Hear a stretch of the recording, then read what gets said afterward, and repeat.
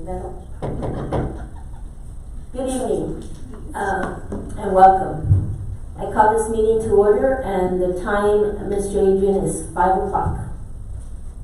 Can you please do roll call? Item 1B, roll call. Ms. Barnes? Present. Ms. Borrego? Here. Ms. Maldonado? Present. Mr. Martinez? Present. Mrs. Ortega? Here. Mr. Rodriguez? Present. Ms. Zuniga? Here. Item number 2, open forum. Any person wishing to address the board during the period reserved for public comment at a board meeting must sign up to be heard in accordance with district policies, DED local. Each participant will be limited to 3 minutes to make comments to the board. The board is not permitted to discuss or act upon any issues that are not posted on the agenda for tonight's meeting. For further information on these policies, contact the superintendent's administrative assistant. And Mr. President and Ms. Vice President, we do not have any community members signed up for today. That leads to item number 3, Board of Trustees business.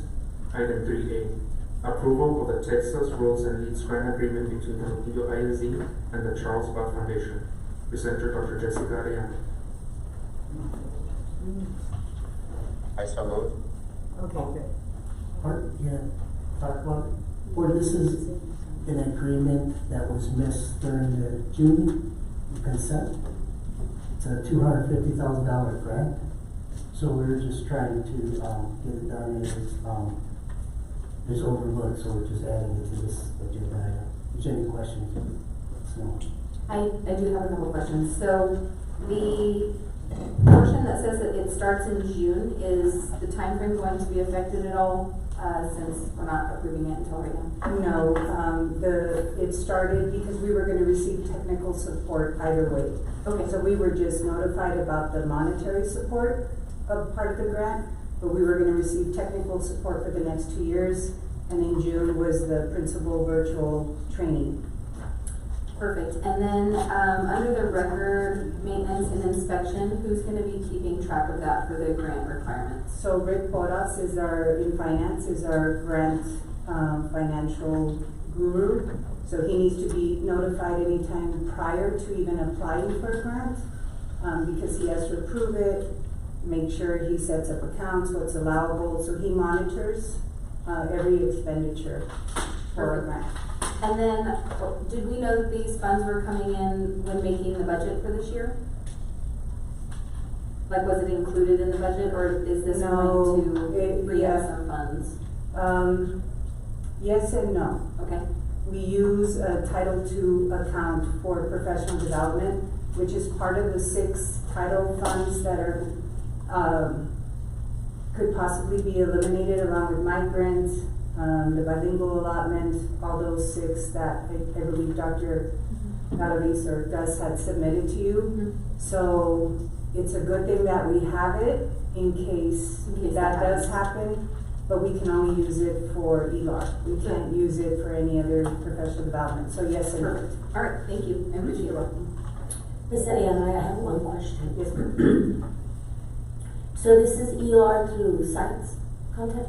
It's ELAR K through 3, 3rd grade, and it focuses on structured literacy. So moving away from balanced literacy to structured literacy in the science of teaching reading.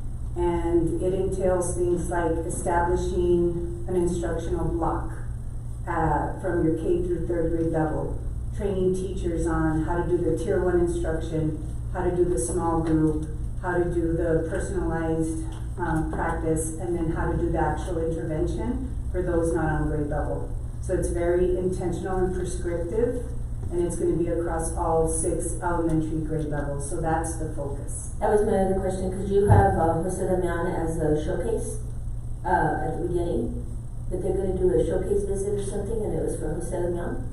So I wanted to know that it was going to be across the board with all elementaries. So all elementary principals are giving the training to their teachers at the beginning of the school year. So it's not through science curriculum, it's just no, it's the science of teaching teaching reading. Okay, Yes, thank ma'am. you. Anybody else? I actually do have one more question. Can we attend that showcase? Absolutely. Perfect. In all elementaries, I'll provide you with the schedule for professional development for the beginning of the year. I appreciate that. Do we need to make a motion?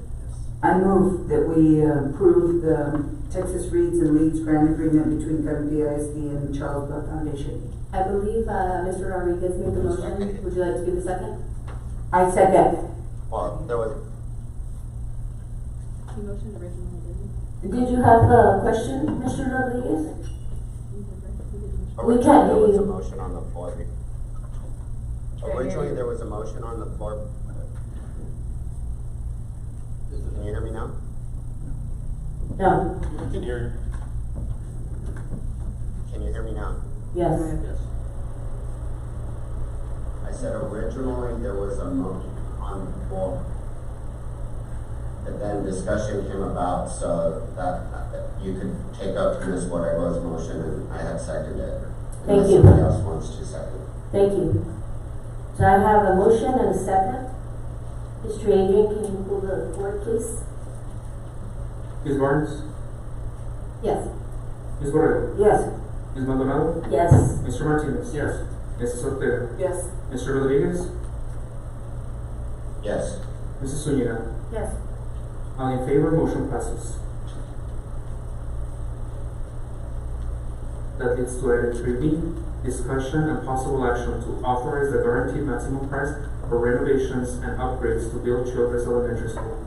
Presenter Ernesto Ortiz and the procedure team. Good afternoon, Madam Vice President Maldonado, Dr. Galvez, members of the board. The first item that we have is the GMP amendment for the Bill Childress Elementary School. And I've provided a slide that's a high-level overview of it. Of course, in September of 2024, we entered into, it was approved to enter into a CMAR agreement for construction manager at-risk services from Jordan Foster LLC. They have now reached the guaranteed maximum price, so we're bringing the amendment to you for approval. Madam Chair? Madam Chair? Yes. I believe there was a conflict of interest that was presented, and that individual needs to leave the room. No. You just can't participate in the discussion. Okay, according to legal, Mr. Rodriguez, she does not have to leave the room, she just cannot participate. Are you okay with that? I'm just saying it's best practice that the individual leaves the room. No. Mr. Blanco? It's not He said no. required. So we will move. Thank That's what you. has happened in the past. That was the practice in the past, Thank you. so. Madam Chair, I do agree with Mr. Rodriguez. I think it is a conflict of interest, similar to what I did the last time we met in the conference room. I stepped out of the room. I think it's the right thing to do. I just would like clarification on that. I've never seen that. We've had conflict of interest in other school. They just don't vote, right? So Ms. Ortega has filed the required forms. She will not participate in any of the discussion, and she certainly cannot vote. The difference is in a closed session, it's a closed session. You're required to leave the room. You can't be in there if you have a conflict. In an open session, she could sit in the audience. She's not participating in the discussion. That's been my advice to her, but there's no reason for her to leave this room. Thank you. Board, are you satisfied with Mr. Blanco's recommendation and Yes. explanation? Thank you. Then we will move on. Thank you. Okay, so for the Childress, I'm not, but for the record, For the record, Mr. Rodriguez is not in agreement. Thank you. Yes, ma'am. The rest are. Thank you. Mr. Ortiz, go ahead. so I've provided a slide that gives you a high-level overview of the construction budget was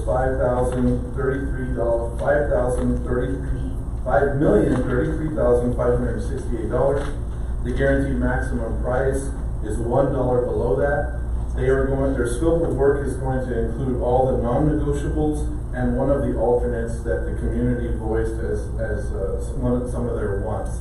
And that is to remove and replace carpet and replace it with LVT.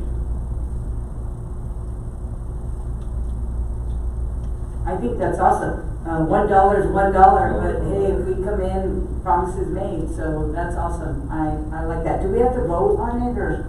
Hold on. So I just wanted to clarify, because that was going to be one of my questions. The general scope is all covered in here, correct? Yes, the Plus one, alternate. which is why the reason you have striped all the others, correct? Yes, correct. For that amount. Yes, So we're under budget, we're under budget. and time frame? Time frame, this one is supposed to, substantial completion on this one is set for June 25, 2026, if we get approval today. I move that we authorize. Oh, go ahead, I'll second you, go ahead. I'll make a motion to approve administration's recommendation for the guaranteed maximum price under, I believe it's Bill Childress Elementary School. I second. Maldonado, I do have a couple of questions. Okay. So, looking back, I kind of looked back at all of the timeline that we've covered from the very beginning until now, and I did see that originally the construction cost for the bond was, for this particular project was quoted at $5,030,471. And that was the same project construction budget that was given to us in March 25th. So, it looks to me that we're actually over, still only $3,000, but it is a difference of $3,000. Do you know why the change in the construction budget was made there? So we had soft costs that were the items that we were responsible for as the owner, such as surveying, land surveying, things like that, were completed with that, and we were able to push that money up into the construction budget. Perfect, and so that was gonna be my question, so this will still keep us on budget as a total with Yes. the design and everything else? Yes, with a 7% contingency built in, owner contingency. Built in to Yes. that, 5 million? Yes, on top of that. On top of that? Yes. Okay. Should we realize any unforeseen circumstances or owner-initiated change orders or anything like that, we could get into the 7% owner contingency. The general contractor carries their own contingency for it as well. So that was actually one of my questions. So going through this, I saw different things in regard to the permissions, basically, or approvals for additive change orders that may be needed throughout the process, that those will not need to come before us for approval before those changes are made. And As long as they're within the budget, yes. as long as they're within the 7% contingency? Correct. Because it's 7% on top of that 5,030,000, Yes. correct? Yes. Okay, so I just wanna make sure everybody here on the board understands that 5,033,000 that was given, there is an additional 7% contingency on top of that. Yes. It's included. That- Is that correct? It's included as part of the 5.03? No, that's not included in that. Okay, so we're assuming that $350,000 on top of this has been identified for this specific project? As a contingency. Okay, Yes. from the very beginning, I assume. Yes, sir. Yes, sir. And, are you done, Ms. Martins? I'm not, but go ahead. The other question that I have is, I want to make sure that we include, in case we don't use this contingency, of course, we're dealing with unforeseeable conditions. And in most cases, most renovations, we're gonna have unforeseeable conditions. And I understand as to why that 7%, $350,000 is allocated. But in case we don't, please talk to the school to see if they can outline the items that they would like to include. Please, I know, basketball tops have been critical, and I think something that we need to include. And I know it's a big expense, but, how they rate the priorities, just so in case we don't use this contingency. Sir, please, thank you. That's a very good point, Mr. Martinez. And what we're doing is, you'll see on one of the next ones, it's Garcia, is we actually have a surplus of money. And so that will be moved into program contingency. And then should the board, we would bring that back to the board to move that to a project. So it's our standard operating procedure not to use that for any other project except for the project was specified. We would move that into a program contingency, and at a later date, we would come to you for approval on any of these others, projects that we are not able to fulfill some of the alternates on. Thank you, we like that very much. Okay, if I can continue with my question. So, you mentioned a 7% contingency, but in the contract or in the GMP here, it actually mentions a 5%. So when you say 7, because I see it's a 5% plus additional contingencies, 4,500 for floor and wall patch, 10,000 for structural reinforcing of incidental allowance, 10,000 for secure vestibule allowance, 10,000 for exterior patch and repair, and 75,000 for roof repair allowance. So all together, is that adding up to the 7% that you're discussing? So the 5% is what the construction company carries on their own. That is included in the 5,033, yes. And all the allowances as well are carried on within their contract. Okay, so this 5% and those allowances are included in the GMP that was Yes. provided, but then we have an additional 7% on owner and. Owner contingent, Okay. yes. Thank you for explaining that. Sorry, this will kind of answer a lot of my questions That's for all all right. three. So, that covers that for me. In regard to the bids in general, I did notice that there were quite a few bids that went out where we only received one bidder. Is that pretty standard right now? I just feel like that's not very competitive. It's standard for the El Paso market, yes. Okay. Yes. Yeah, that's.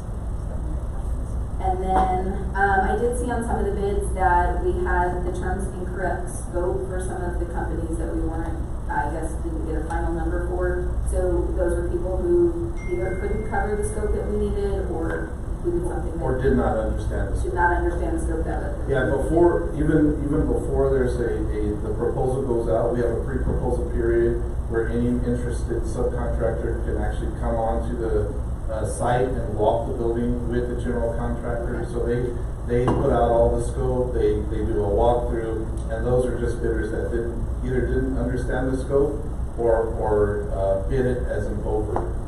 And usually that's in the roofing. That was in the roofing scope. Okay. And then I did see that they are not required to be bonded. Is that standard? The general contractor is bonded. Okay. Yes. So they kind of cover that? Yeah. So our contract is with the general contractor, and then they have subcontractors. So if they're not required to be bonded, the subcontractors, but we require the general contractor to be bonded because ultimately our contract is with them. Perfect, that makes sense.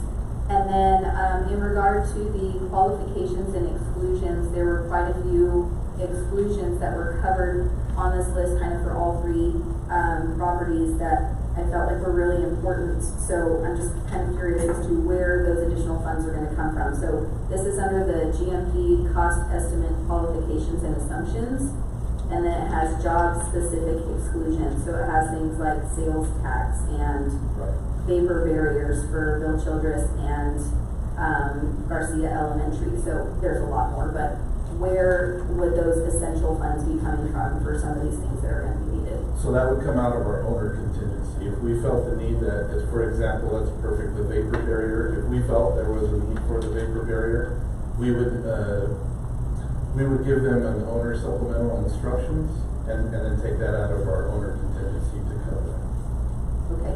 And then just to re-clarify, so if the contract decided to revise or update at any time, they can do that without approval from anyone as long as it's within that 7% contingency from the owner? Correct.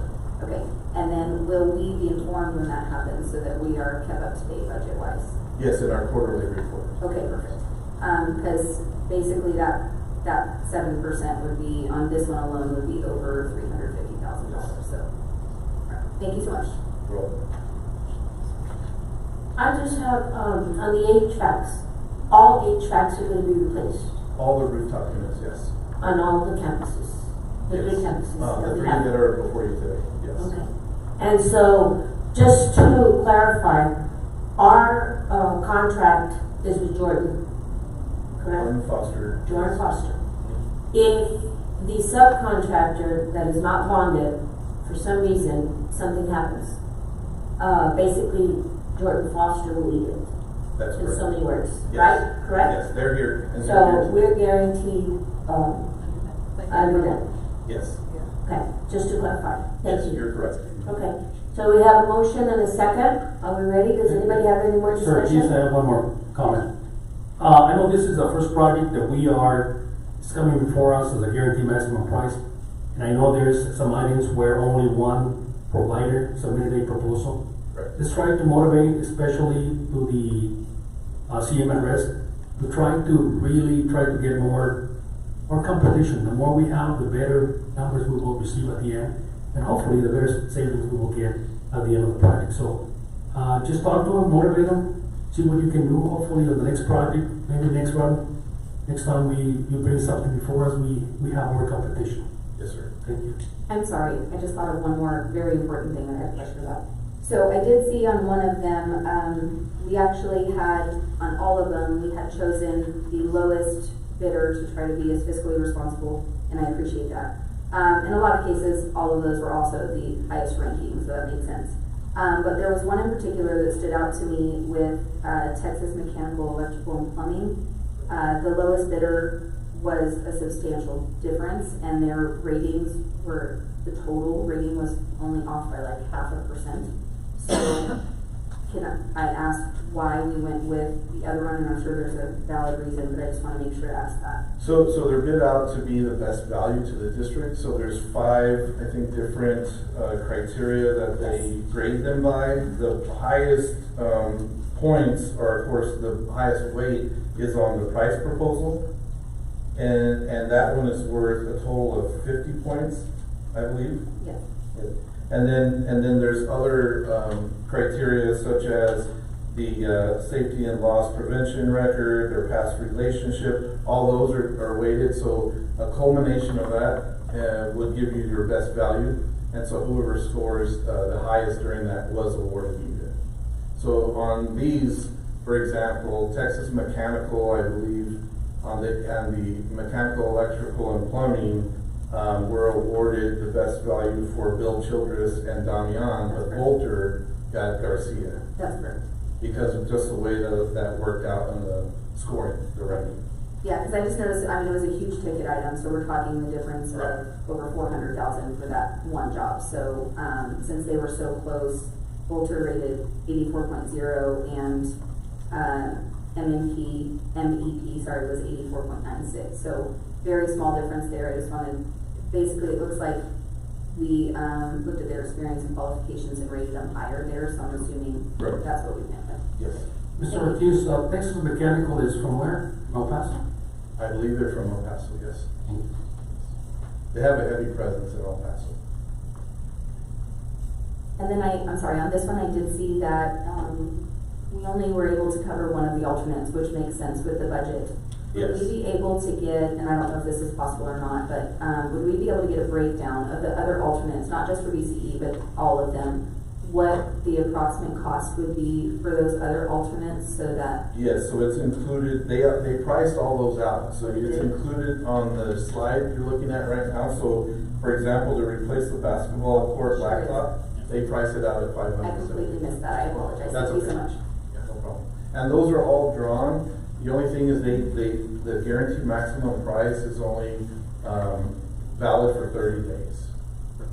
I really am done with questions. Okay. So that was my question, because I noticed that they included all the alternates, even the ones that have been strike through. Yes. And that was gonna be my question to you. So the GMP that we are approving today does not include the strike throughs. Correct. And those will be done only if, with the 7% owner contingency if we do not use it, correct? Correct. And that will come before the board. Yes. Thank you. Any further discussion? If not, Adrian? Ms. Martins, Yes. Ms. Borrego, Yes. Ms. Maldonado, Yes. Mr. Martinez, Yes. Mrs. Ortega, Abstain. Mr. Rodriguez, Yes. Mrs. Zuniga. Yes. All in favor, motion passes. Item 3C, discussion and possible action to authorize the guaranteed maximum price for renovations and upgrades to Gonzalo and Sofia Garcia Elementary School. Presenter Ernesto Ortiz on the procedure team. Thank you, Adrian. So, as you can see in the high-level slide that we've provided, The construction budget was $5,149,814. The general scope, the base scope of work, what we call the non-negotiables, which included all the safety and security upgrades, all the HVAC upgrades and roofing, along with all the alternates, can be covered for a guaranteed maximum price of $4,359,485. There's a delta there of $790,329 that we will move to program contingency.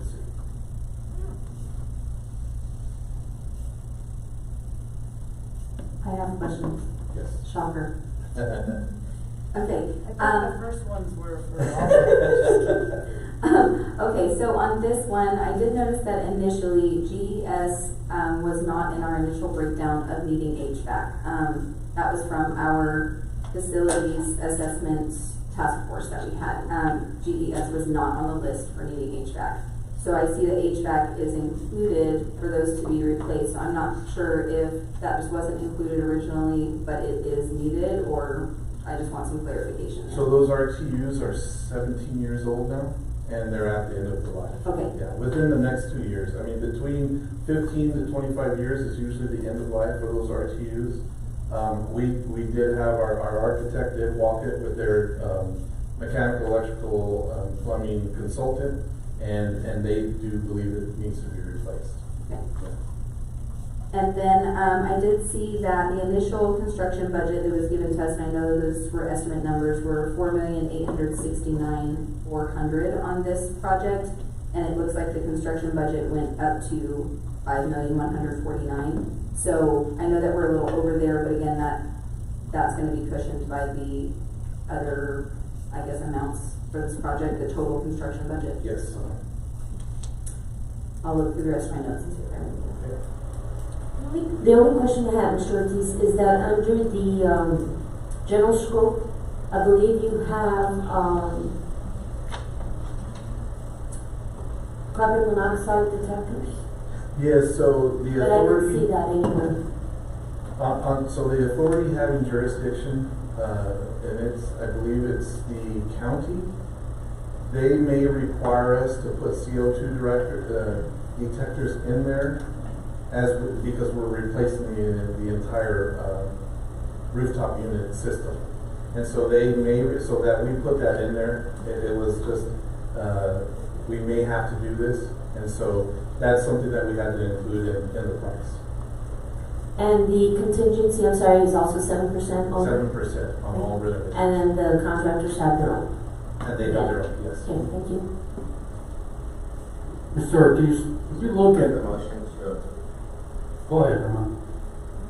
approve the maximum price for renovation upgrade on Sophia Garcia Elementary School.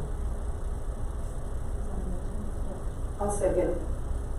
Mr. Ortiz, real quick, these line items 1 through 8, identified in color orange. Yes, sir. Are these the items that are not covered under the GMP? They're all covered. They're all covered. So if they're highlighted in orange, they'll be covered in the GMP. So is there a list that is not covered under the GMP that, No, sir, all the alternates, when we met with the community of that campus, they listed all their alternates and they ranked them, and this is their Okay. entire list. yeah, thank you.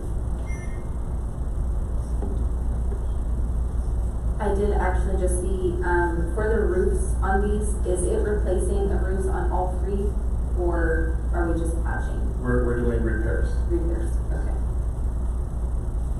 None of these needed new roofs at these 3 campuses? No, and we had both our architects look at them, and we hired our own roofing consultant to walk them. And based on their recommendations, they need repaired, Okay. not total replacement. And then I did see for the standard liability insurance, it's basically the same, I think it is the same for all 3, and that's pretty standard, Yes. across the board. Okay, Yes. thank you. I have a motion and a second? Ms. Barnes? Yes. Ms. Guerrero? Yes. Ms. Maldonado? Yes. Mr. Martinez? Yes. Mrs. Ortega? Abstain. Mr. Rodriguez? Yes. Mrs. Zuniga? Yes. Motion passes.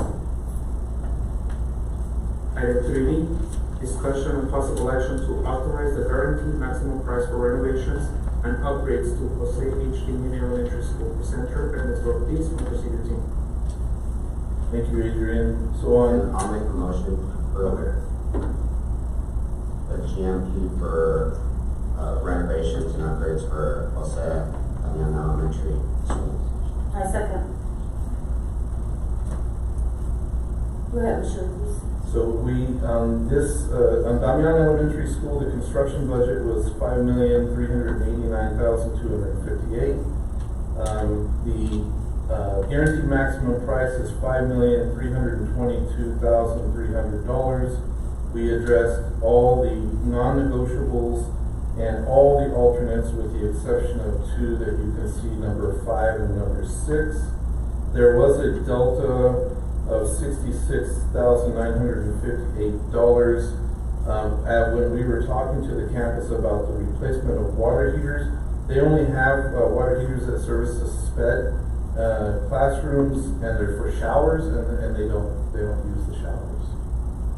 And so that $66,000 will be kept in the project until we're near completion, and then will be moved down to program tuitions. So you're saying that what we were shown for the heaters will not be used because they don't use them? Right. Okay. And it'll be moved to contingency? Yes. I did have a question on the demoing of the classrooms. How many classrooms are going to be demoed in order to provide a multi-purpose center? There are 2 classrooms. 2 classrooms? Yes. And they don't see the need for the future that they might have to use them as classrooms? No, and we checked with Dr. Rico as we were doing the, I don't know if he wants to speak to it, their class attendance and things like that, and we felt like they could use, they didn't need the use of those 2 classrooms, but he may be able to Good evening, members of explain the it board. better. Currently, Jose Damian sits at 63% occupied, so there is still plenty of room, and we did consider that with the community and staff at Jose Damian. Looked at the number of groups that are coming in from what we have from the permitting office and from the city and county offices. So we do not anticipate that the campus would be close to 90% in the coming near future. So we are agreeing to what the campus is asking on these multi-purpose. If the need arises, that would be able to easily be converted back into classrooms, That's correct. correct? That's Because correct. it's just a multi-purpose, it's just a big old space basically, right? Right. So you could build a wall and put it back into classrooms if need be. Yeah, and because it's within city limits, there's a little bit more work and things that have to be done. But yes, it's all just metal studs and drywall, and we'll be able to separate it if the need comes. And if the need comes, it's because we would be growing a lot, which is good news for us one way or the other. Madam Chair, I disagree with this concept from the very beginning. And in my take, yes, you can change anything, but why spend the money now and spend the money later to make this change? But in reality, yes, we can do it now, but if we need the classrooms, then we're gonna spend another, not this amount, but probably twice this amount in a couple of years. So What I is being disagree. done, how are those 2 classrooms being utilized if they're not being utilized by students right now? So a lot of classrooms at this campus and many other campuses are using them as PLC rooms, right? And what this does, it allows for the flexibility of instead of having 2 meeting rooms where people are going to, now it not just becomes a meeting room, it also can become something for students. We did have this conversation, both Presidio and I with the staff, and did bring up your concerns, Mr. Martinez, of what happens in the future. The answer that we received is what happens in the present, because we have students that are having to be out in the heat the way it is, when they could be in one of these rooms, when they're exposed to the elements, and they could be in some of these rooms. They were very adamant, both their community representatives, their staff, and their teachers, that this was something they wanted to do. We did bring up Mr. Martinez's objection to the staff and then to the community, and they said they still wanted to present it and then see if this was something that they would be able to have. I do think that a multi-purpose room, especially in El Paso heat, is very much needed. I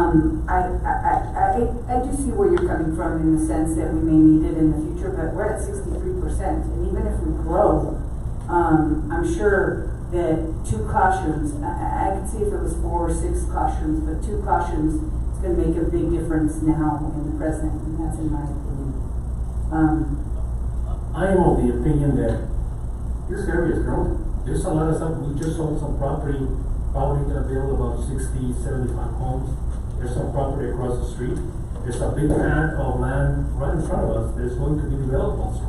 So my opinion, yes, right now, we don't have, is not the capacity, but, give us some time, and eventually, we're gonna be full. My concern is, yes, we can use it as a multi-purpose facility for the kids. Talking 9-foot ceiling. Now, if it was a different space, like the one Socorro built, the multi-purpose facility, it's a different game. Now, the kids can run around, yes, in inclement weather, you can bring them in. When it's sunny, you can bring them in, it's cool enough. But this space does not lend itself for a multi-purpose. It is designed for a classroom. My opinion, with anything, we change it down the line, we're throwing money right now to an expense, doesn't need to be. That's just mine. So, in comment, I'll make a comment regarding that. Other campuses, basically, with the heat, with the rain, the elements, they bring their kids into, like I know Canopy Elementary uses the cafeteria, and they use the galeria when the cafeteria is being used.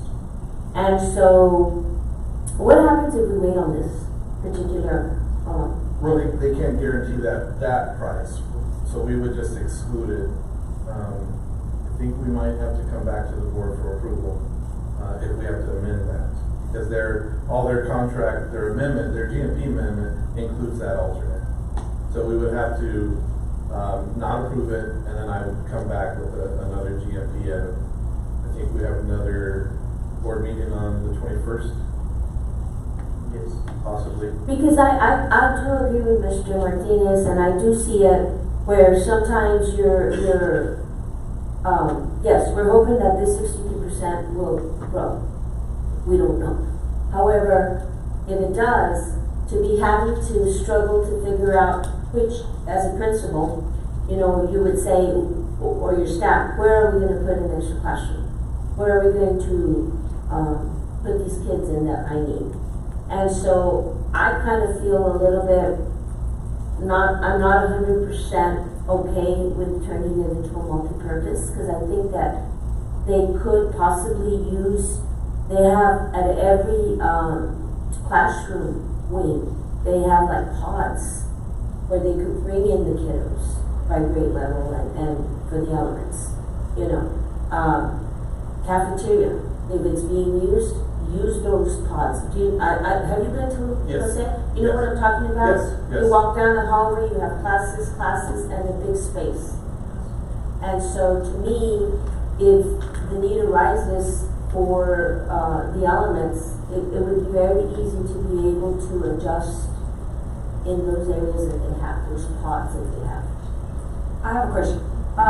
So it's just 2 classrooms that basically you're knocking out the wall in the middle? Yeah. And are you extending it? We'll have our design professional here, and he may be able to give And let me little tell bit you more the reason detail. that I'm asking this is that once a long time ago, I was an elementary school principal before I was a high school principal, and we had a big room, a big multi-purpose room that essentially was 2 classrooms.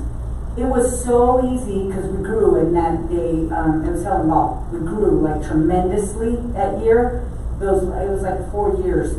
They came in and they built that wall.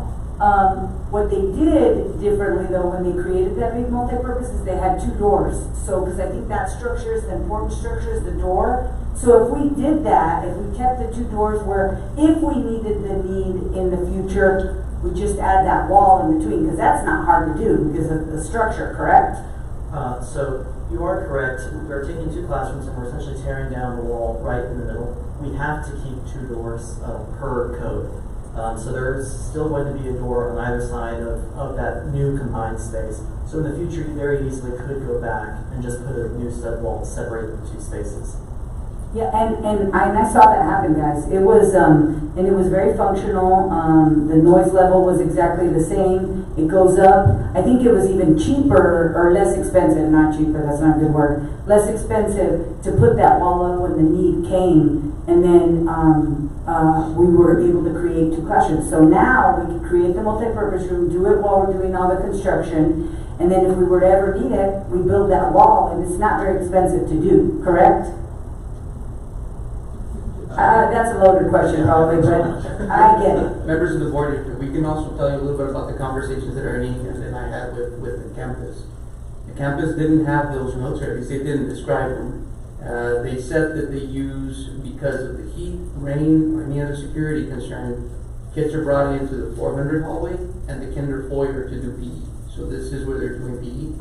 And it's disruptive, I'm assuming, to the classes in session. Yeah, because now you don't have that space that was dedicated for PE. They didn't have the notes that we described. Currently, the 2 classrooms that they're suggesting to use is a storage room, so they're storing stuff on that one, and the other one is a piano lab. So the only thing that would have to be relocated would be the piano lab.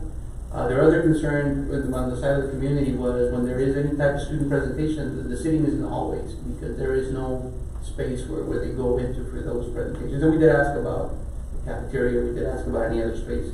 Said they use everything fully, that we just needed to understand PE takes place in the 400 hallway and the kinder foyer when it can't be outside. Mr. Rico, I have a question for you. Yes, sir. What do you think those 2 classrooms as a multi-purpose room can be used for? As a multi-purpose room, we have such circumstances at CMS, for example, where they use them for student presentations, where they use them for teacher training. AMS has something like that as well, where they build it into a lab that kids can go in and build different things. They do engineering presentations out So of it's it. not a multi-purpose room, correct? Not in the true sense, no. It's a combination of classrooms to make do in the space that. Because if you bring them from the outside to be there and sit down, basically that's what you're gonna do. Because in a classroom, you're not gonna be running around, the kids are gonna be running around playing soccer, dodgeball, whatever they do. Just bring them to sit down and do what? Not necessarily, because they could do dance in there. I saw them do dance. I saw them do a lot of theater. I saw them do a lot of skills. Like I would watch them run from one side to the other, because now it's long enough, and do jumping over hula hoops or whatever it was. They can use some. I mean, they can probably catch with dodgeball. And I do understand that. The only issue is you gotta still keep quiet, because you're in an environment, it's still loud in there, you can still hear it. That's what I've seen, that's just my opinion. Mr. Rodriguez, do you have a question? We Yeah, can't. no, just a comment in regards to this one. You're breaking This off. was actually done in the campus, and the committee was set up, and those are recommendations coming from the campus. For us to meddle into those decisions, I think it's best that we move, and that we take recommendations, and in the future we can adjust ability, or Thank you. Mr. Ortiz, I just have one question, and it was for the gentleman. Just an approximate. If we needed to put it back into classrooms and build a wall, give me a dollar amount. I'm not an estimator, and I wouldn't be comfortable giving you a. Okay, but it's not gonna be 102,000. Ms. Maldonado, we're being charged $102,000 to remove one partition. I have a bulkhead. No, that's not what it is. Now, we're doing more to that space than just removing the existing partition. We are reconfiguring the ceilings in there. We're painting the room. We're new vinyl base. There's new floors going in there, and we're removing the existing millwork. So there is more going into. So you're renovating those 2 spaces, in other words. We are, yeah, to make the space usable for the campus. So the ceiling will still be the ceiling will still be at the same height? Yes, sir. It will still be at. Placing the tile and removing the partition. So in reality, if you look in replacing that partition again, we're looking at maybe, I don't know, this one contract, maybe $50,000, my opinion. And so my view is, I agree with Mr. Rodriguez that, yes, and that was one of the things I was hesitant about, because the community has said, we went out to the community, we asked them, what do you want done, you know, if we had all the money in the world, type thing. And so they gave us suggestions. The only thing that I'm hesitant about is if we have to turn it back into classrooms, because I've seen it happen. But now when you're talking about maybe $50,000 to $102,000, like Mr. Ortiz said, if we wait on this, it's gonna be more than $102,000. So I have a motion and a second. Adrian? Ms. Barnes? Yes. Ms. Borrego? Yes. Ms. Maldonado? Yes. Mr. Martinez? Yes. Mrs. Ortega? Abstain. Mr. Rodriguez? Yes. Ms. Zuniga? Yes. Motion passes. Item 3E, discussion and possible action on utilization of bond interest. Presenter Ernesto Ortiz. Good afternoon, Madam Vice President Maldonado, Dr. Galaviz, members of the board. I just wanted to take this opportunity to just walk a little bit through some best practices for how school districts use strategically their bond interest, and also their program contingencies. But this one specifically, as you can see as we've walked through the GMP approvals, how there are some monies that are saved and realized, and so I just want to cover the basics, discuss allowable uses, look at the past, a little bit of the past practices, and then offer a recommendation for moving forward with clarity and transparency. So let's start with the basics. If you go to the first slide, Adrian, when we issue bonds, of course, any interest earned on those unspent proceeds must be used in all accord with the law and state regulations. So we can't use those for salaries. We can use them if they're bond-related salaries. We can't use them for any daily operational and maintenance costs or any projects that were not approved by the voters in the bond referendum. However, when we use these monies strategically, it can reduce a lot of financial pressure that's already on, by nature, the bond projects. We can support those projects that are already approved, and we can help build community trust, right? That's why following some of these best practices is so important. It ensures that we are compliant with any legal statutes, and we're good stewards of the taxpayer dollars. So if you go to the next slide. So, Ford, I guess this started from a conversation I had with Mr. Ortiz and our financial advisor with Ms. Foley, is we just sold $100 million.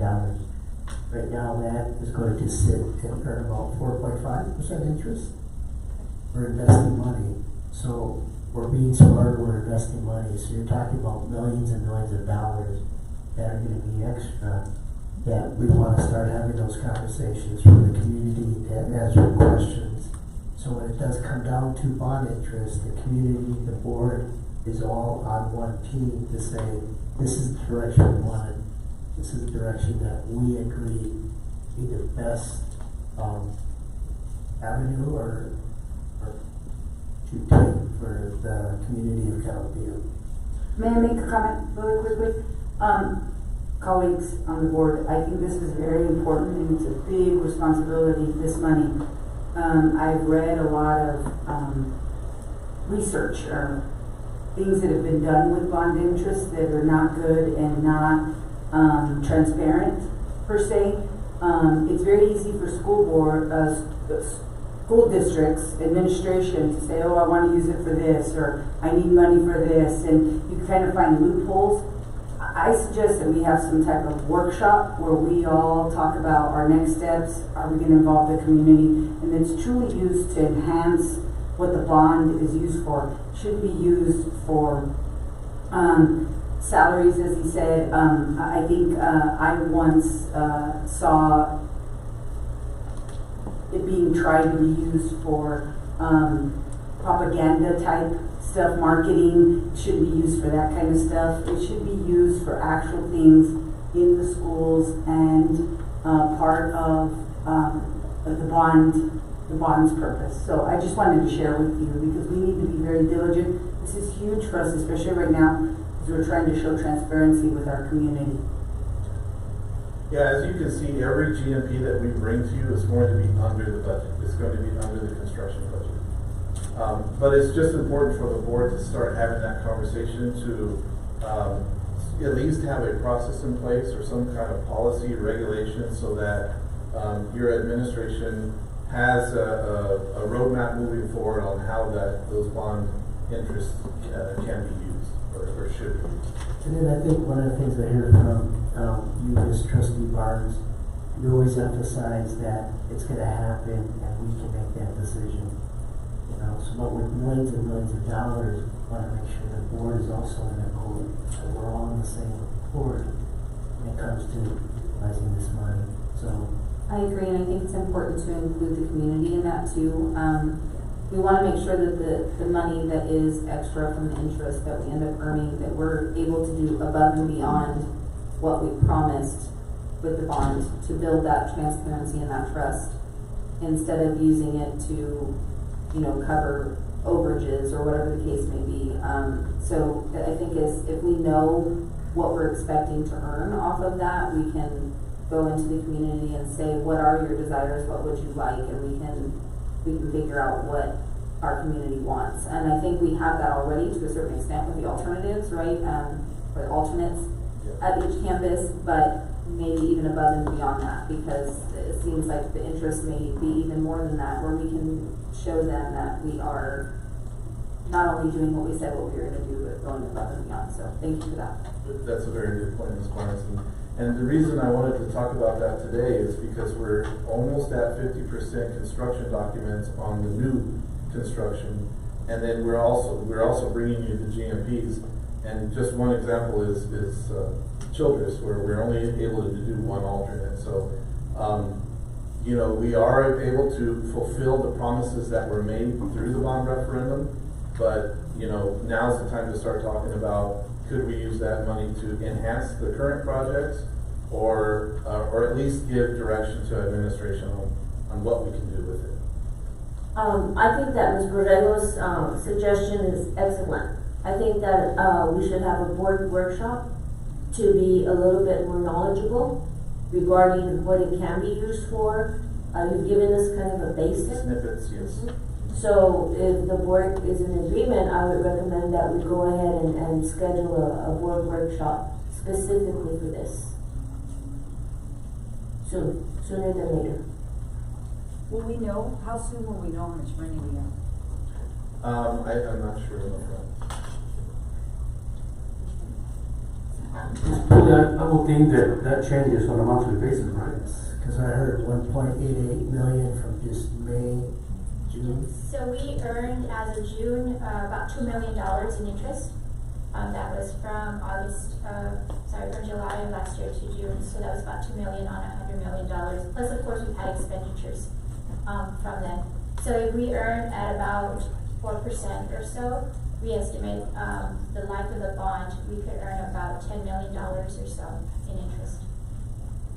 I mean, that's just rough estimate. Of course, it depends on our usage, interest rates from here in the next 3 to 4 years. And I think having a plan, even starting the work now, rolling up our sleeves and starting the work is important. Ms. Foley, if I may, you mentioned that we had expenditures in that time, so we are using some of the bond interest for different expenditures right now?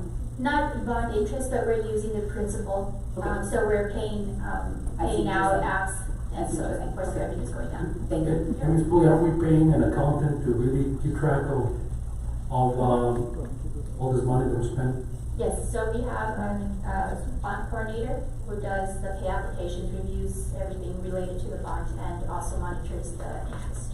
But it's really our financial advisor that wishes them to invest, rather than have the money just sit there, but invest the money, and then when we need it, like you said, $10 million is a lot of money. So, Mr. Galaviz, and I think that's a great idea. I think that's something that some school districts have done in the past, and we can take advantage of that chunk of money. Let's do it. We do provide, and work hand in hand with your bond coordinator and Ms. Pulley, we do provide a cash flow, projected cash flow as we're starting to enter into construction on, how much money is going to be spent in this month and this, moving forward. So they have a good idea of how that money will be used. Because as Mr. Ortiz says, we like by regulation and policy that we're all on the same page. And that way, and also the most important is how is that, when and how will that be reported to the board and community? I think that's a great idea, because I see here in your presentation that in the past, the district did not designate any procedures for this type of thing. And so I think it's easy to seem like we're not being transparent if we're not being proactive. So being proactive, I think, is the most important thing here. You have that knee-jerk reaction. It's like, $10 million, let's go do it. Let's build that. Let's tear down more classrooms. So we want to make sure, again, that there's a plan, it's strategic, and it's transparent and open to the community. Thank you. That's all I had to present.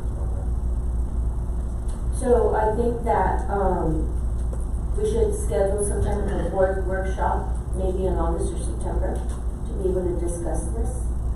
I personally think, when does school start? August 4th. August 4th. I was gonna say for school, but maybe not, because the beginning of the year is so chaotic. So, I would say August or September. Maybe August, maybe September, somewhere in there, put in a special board meeting for a workshop. And I would say maybe September. September, after the rush of the beginning of the school year. Yeah, I think the beginning of September might be good. Sorry, Dr. Rogers. I'm in charge. Yes, sir. Go ahead, Mr. Rodriguez. I recommend we should probably do the workshop. There's probably a lag. Didn't get it. What I wanted to, we've already used some of the costs for administrative. I'm sorry, but you're still not coming out clear. And so what we need to look at, and we talked about for inflationary costs.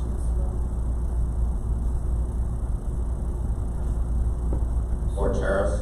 And so I want administration to really look at some recommendations that they recommend working with staff, because I don't want it to be board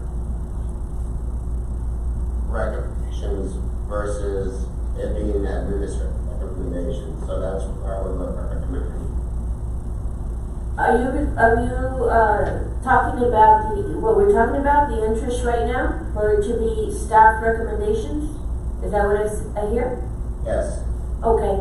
With all due respect, I think that I'm asking that the staff provide us recommendations. yes. So my suggestion is to have a workshop in September, maybe, where we can be given recommendations, we can be given specifics of how these monies can be used, maybe come up with a regulation as to how it will be used and things like that. That was my the suggestion based on what Ms. Borrego suggested. Are you fine with that? Great. Sounds good. Thank you. And if I may, I do think it's important that we hear not only from staff, but we need to figure out a way to bring in the community. So, I don't know. I feel like when you ask board members to bring in people, it's always the same people, which is not a bad thing, right? We have great stakeholders that attend and are wonderful at coming to things, but how do we get the district and parents and teachers involved to hear their feedback, so we're not just hearing from. And that could be part of the workshop. That could be part of the workshop, as administration create ideas. Because all of you, I see how to use interest, like I see very respectfully, Mr. Martinez, they should it's a budget. Do what you have to do. I see. So I think that's important to have different minds. Definitely. So at the workshop, my recommendation is that administration bringing up ideas on how to effectively survey and gather that community input. I think a good starting point would be the task force. We included them for the bond project, so I think that would be a CBAC, because you have community members, you have staff, and I think that would be a good starting point. That is a really good idea. I think CPAC does represent the community at large. And I can provide an overview of, by August, next month, we should bring you the GMPs for Canutillo Elementary School, Reyes Elementary School, and Canutillo High School. And then in September, we're gonna bring you the GMPs for the early college, high school, and elementary, Davenport Elementary. And so, if we could schedule it as soon as possible, I think it might be a better use of our time. But I know your schedules are already very busy. Dr. Galleries, I'm sorry, I just asked Adrian, but can you just make sure that it's taken care of, to send calendar invites for the new board meetings that are, I have them on paper, but I don't have them on my calendar. And then I was curious, our board meetings are the third Tuesday of every month, but in August, it says the 26th. Was there a reason for that? Because the third would be the 19th. I just have to travel for work. But they're saying that I think it came out the 26th. Can you check on that, Adrian, and let us Because I know? want to be able to. Madam Chair, this is the issue of identifying who can make it and not make it during the board meeting. Let's move forward and let's discuss it, right? No, she's just asking if we can get ahead of, For the board workshop. for the future, for our meetings that are scheduled, which I believe he did send something. But Ernie, are you saying that we need to schedule, are you suggesting that we schedule the workshop as soon as possible before you bring in the next GMPs? One of the recommendations that administration might make is to supplement the projects with some of that bond interest. So we're going to get to a point where we're past that opportunity to do that, and that's all I was recommending. On the renovations, we will have all the scope of work drawn out and priced. But for example, if we wanted to say Childress, like they really need that blacktop, and we really want to push some money into that, whether it would be bond interest or program, Jordan Foster is only guaranteeing that price for 30 days. I see what you're saying. So 30 days from today, 30 days from when? From today. From today, once it's approved, yes. So should we look at polling the board for the next 30 days to see, not right now, but after the board meeting, if you guys can reach out to us and see if we have a time that we can meet over the next 30 days as a board? For the workshop, For the workshop. on the interest. just. Madam Chair and Ms. Bianz, it's so early in the game. We're not breaking ground. Let's leave the money there. Let's find out exactly, move the project forward. And if we decide, even if we do it on the next phase, let's do it. But right now, we haven't received or fully done the three big projects that are coming up. Okay, the three schools. There's four. Four. is construction. Okay, that's the Natchez project also. Those are the big projects. We haven't seen where the numbers are coming in, and I will be very surprised if they don't in budget, to be honest with you. And I would rather wait till we see those numbers and then make that decision after we see all the projects and all the bids. That's my opinion. And I agree, Mr. Martinez, because the bond was sold for the projects that were out there. The alternatives Correct. are based on if we have enough. And so those are wants. But the needs, and I agree with Mr. Martinez, I think that we need to focus on that and let's start the ball rolling on those projects. And then maybe wait, even though the GMPs are only guaranteed for 30 days. We can't make a harsh decision like this when we haven't even started on the needs. So I agree with Mr. Martinez on that. That's correct. Keep in mind that when we passed the bond, we didn't have a site. We didn't have two of those sites. And now that we selected those sites, they're in good locations. but they're extremely expensive to develop. And I've noticed that, you know, they're gonna look beautiful, yes, of course, the projects and designs look wonderful, but just to develop those two sites, becoming to be extremely expensive. So then we'll continue with trying to, somehow set it up, in September. Mr. Adrian, somehow with a special board for a workshop. Okay.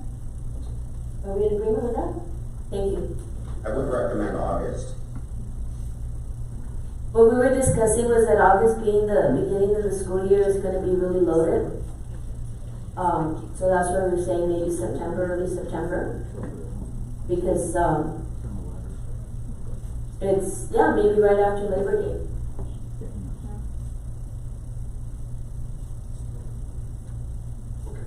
Thank you. Therefore, no action needed. Thank you. Mr. Adrian, can you take us into executive session, please? Item number 4, executive session. To consult with attorney under sections 551.071, 551.072, and 551.074 of the Texas Government Code. As directed agenda or recording of proposed meetings is confidential and is not available to the public except by court order. A person who knowingly and without authority makes a certified agenda or recording public commits a Class B misdemeanor. Any exceptions will be communicated in accordance with applicable policies and regulations. Item 4A, discussion with administration regarding the potential sale of district-owned property located at RFO 2025-18, possible sale of land property 6300 Straighton Road. Item 4B, discussion regarding the terms of the agreement for the interim superintendent, Representative Steve Blanco. Time is 6:06.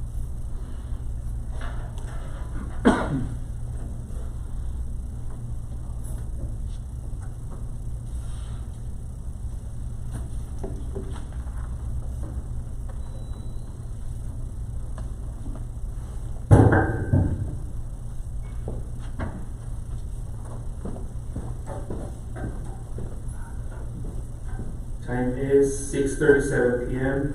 Item number 5, new business. 5A, discussion on possible action regarding the potential sale of district-owned property located at RFO 2025-18, possible sale of property 6300 Straighton Road. Presenter Steve Blanco. That's, sorry. Good evening, Mr. President Maldonado, members of the board. Just Dr. Alvarez has left. That item is going to be brought back to the board on the 21st at a special meeting because we're still finalizing the terms of that contract.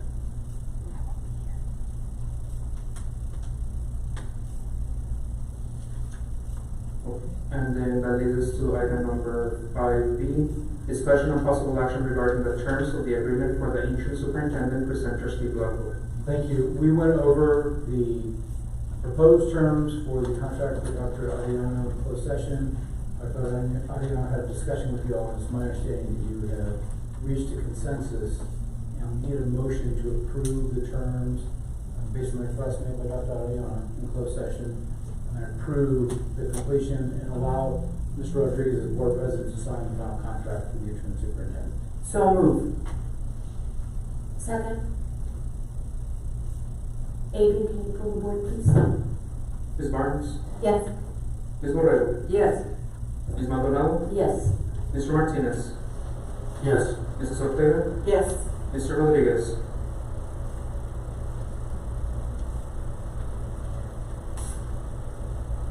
Can't hear him. I was on mute, sorry, yes. Mrs. Zuniga? Yes. All in favor, motion passes. That leads us to item number 6, meeting adjournment. Time is 6:39 p.m. Thank you. Yes, sir? Was this faster? Because I switched to a different one. Yes, it worked much better, sir. Okay, thanks. Thank you. Have a good day. Y'all have a good one. You too.